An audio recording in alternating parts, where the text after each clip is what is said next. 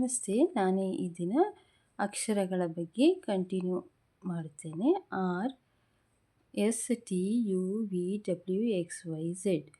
R ಅಂದರೆ ಚಂದ್ರ 2ನೇ number, S ಅಂದರೆ ಗುರು 3ನೇ ನಂಬರು, ರಾಹು 4, ಶುಕ್ರ 6, ಬುಧ 5, ಸೂರ್ಯ 1, ಕೇತು 7. ಆರ್ ಅಕ್ಷರದಲ್ಲಿ ರಾಹು ಎಫೆಕ್ಟ್ ಇರುತ್ತದೆ. ಅಂದರೆ ಇವರು ಜೀವನದಲ್ಲಿ ತುಂಬ ಮೇಲಕ್ಕೆ ಹೋಗುತ್ತಾರೆ, ಹಾಗೆ ಕೆಳಗೂ ಹಾಕಿಬಿಡುತ್ತಾನೆ.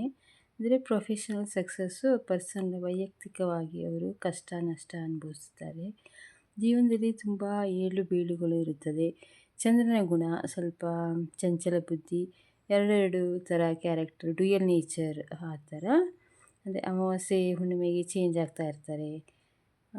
ಸ್ವಲ್ಪ ಅಂದರೆ ಹೆಸರುಗಳು ತಗೊಂಡ್ರು ರಾಧಿಕಾ, ರಶ್ಮಿಕಾ, ರಾಜು, ರಾಹುಲ್, ಹೀಗೆ ರಾ ಅಕ್ಷರ ಬಂದಿರೋದು, ಅಥವಾ ಹಾಡುಗಳಲ್ಲಿ ರಾ ಅಕ್ಷರದಿಂದ ಇರೋ ಸಕ್ಸಸ್ ತುಂಬ ಇರ್ತಾರೆ. ಆದರೆ ಸ್ವಲ್ಪ ಪರ್ಸನಲ್ ಪ್ರಾಬ್ಲಮ್ ಇರುತ್ತದೆ.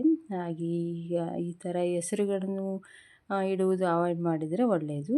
ಇವರು ಸ್ವಲ್ಪ ಕೃಷ್ಣನ ಜಪ, ಓಂ ಕ್ಲೀಂ ಕೃಷ್ಣಾಯ ನಮಃ ಮತ್ತು ಓಂ ನಮಃ ಶಿವಾಯ ಎಂದು ಶಿವನ ಆರಾಧನೆ ಮಾಡಿದರೆ ಒಳ್ಳೆಯದಾಗುತ್ತದೆ.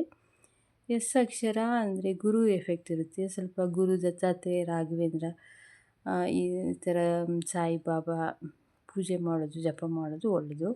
ರಾಹು ಎಫೆಕ್ಟು ಟಿ ಇದ್ದವರು ಸ್ವಲ್ಪ ಸರ್ಪ ಸಂಸ್ಕಾರ ಮಾಡಿಸಿದರೆ ಸುಬ್ರಹ್ಮಣ್ಯಕ್ಕೆ ಹೋಗಿ ಒಳ್ಳೆಯದಾಗುತ್ತದೆ.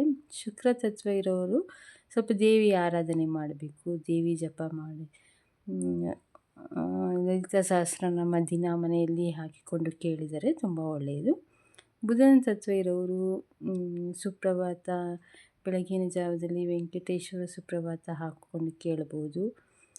ಸೂರ್ಯನ ಎಫೆಕ್ಟ್ ಇದ್ದವರು ಸ್ವಲ್ಪ ಸೂರ್ಯ ಜಪ, ಸೂರ್ಯ ನಮಸ್ಕಾರ ಮಾಡ್ಬೋದು.